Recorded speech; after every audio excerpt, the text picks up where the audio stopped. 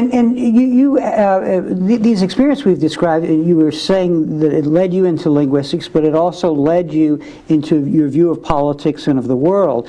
And you're a libertarian anarchist, and when one hears that in the way issues are framed in this country, and we know why there's often so many misperceptions because of things that you've written, help us understand what that means. In other words, it doesn't mean that you favor chaos or no government necessarily. Well, remember, the United States is sort of out of the world on this topic. Britain is to a limited extent, but the United States is like on Mars.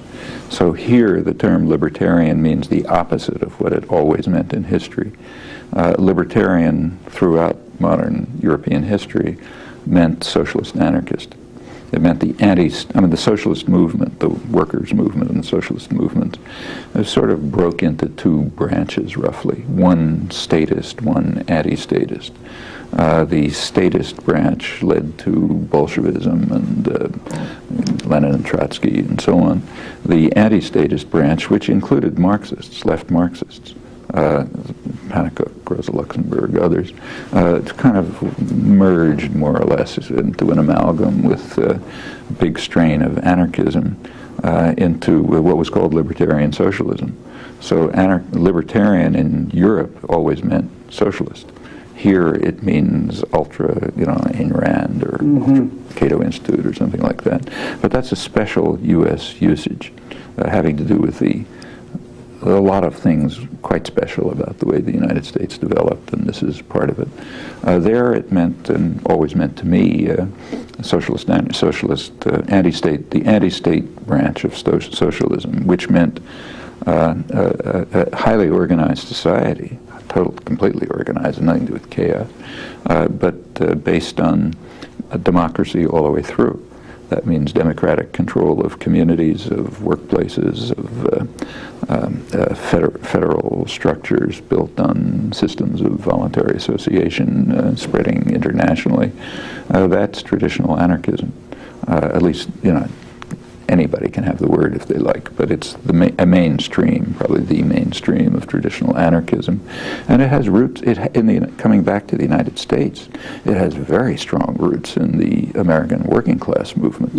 So if you go back to, say, the 1850s, the beginnings of the Industrial Revolution, so right around the area where I live, in eastern Massachusetts, textile plants and so on, the people working in those plants were in part young women coming off the farms. They were called factory girls. So the women come to the farms and work in the textile plant. Some of them were Irish, immigrants in Boston, and that group of people. They had an extremely rich and interesting culture. They're kind of like my uncle who never went past fourth grade. Very educated, reading modern literature. They didn't bother with European radicalism. That had no effect on them, but the general literary culture they were very much part of, and they developed their own conceptions of how the world ought to be organized. They had their own newspapers. In fact, the period of the freest press in the United States was probably around the 1850s. In the 1850s, the scale of the popular press, meaning run by factory girls in Lowell and so on, was scale of the commercial press, or even greater. And these were independent newspapers, a lot of interesting scholarship on them. You can read them now. They were not known, just spontaneously, without any background, and they never heard of Marx or Bakunin or anyone else. They developed the same ideas. They thought that from their point of view, what they called wage slavery, renting yourself to an owner, was not very different from chattel slavery, what they were fighting the Civil War about. And you have to recall that in the mid-19th century, that was a common view in the United States. For example, it was the position of the Republican Party. It was Abraham Lincoln's position. It's not an odd view that there isn't much difference between selling yourself and renting yourself. So the idea of renting yourself, meaning working for wages, was degrading. It was just an attack on your personal integrity. and they despised the industrial system that was developing, that was destroying their culture, destroying their independence, their individuality, constraining them to be subordinate to masters, there was a tradition of what was called republicanism in the United States. We're free people, the first free people in the world. This was destroying and undermining that freedom. This was the core of the labor movement all over, and included in it was the assumption, just taken for granted, that those, I'm quoting, those who work in the mills should run them. In fact, one of their main slogans, I'll just quote it, was they condemned what they called the new spirit of the age, gain wealth forgetting all but self. That idea that you should, the new spirit, that you should only be interested in gaining wealth and forgetting about your relations to other people, they regard it as just a violation of fundamental human nature and a degrading idea.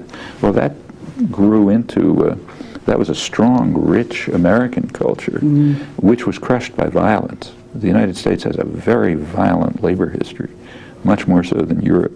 And this was wiped out over a long period, but with extreme violence. By the time it picked up again in the 1930s, that's when I sort of personally came into the tail end of it. After the Second World War, it was just crushed. So by now it's forgotten. But it's very real. And see, I don't really think it's forgotten. I think it's just below the surface in people's consciousness. Yeah. And this is a continuing problem, and it's something that emerges in your scientific work also, namely the extent to which histories and traditions are forgotten, and actually to really define a new position often means going back and finding those older traditions. When these things like this they're forgotten in the intellectual culture. But my feeling is they're probably alive in the popular culture, in people's sentiments and attitudes and understanding and so on. I mean, I know when I talk to, say, working class audiences today, and I talk about these ideas, they seem very natural to them. I mean, it's true nobody talks about them, but when you bring it up, I mean, the idea that you have to rent yourself to somebody and follow their orders, and that they own and you work there and you built it, but you don't own it. It's a highly unnatural notion, and you don't have to study any complicated theories to see that this is just an attack on human dignity. So coming out of this tradition, being influenced by it, and continue to believe in it, what is your notion of legitimate power? Under what circumstances is power legitimate? Well, the core of the anarchist tradition, as I understand it, is that power is always illegitimate unless it proves itself to be legitimate. So the burden of proof is always on those who claim that some authoritarian hierarchic relation is legitimate. If they can't prove it, then it should be dismantled. Can you ever prove it? Well, it's a heavy burden of proof to bear, but I think sometimes you can bear it. So to take a homely example, if I'm walking down the street with my 4-year-old granddaughter, and she starts to run into the street, and I grab her arm and pull her back, that's an exercise of power and authority, but I think I can give a justification for it. And obvious what the justification would be. And maybe there are other cases where you can justify it. But the question that always should be asked uppermost in our mind is, why should I accept it? It's the responsibility of those who exercise power to show that somehow it's legitimate. It's not the responsibility of anyone else to show that it's illegitimate. It's illegitimate by assumption. If it's a relation of authority among human beings which places some above others, and that's illegitimate by assumption. Unless you can give a strong argument to show that it's right, you've lost.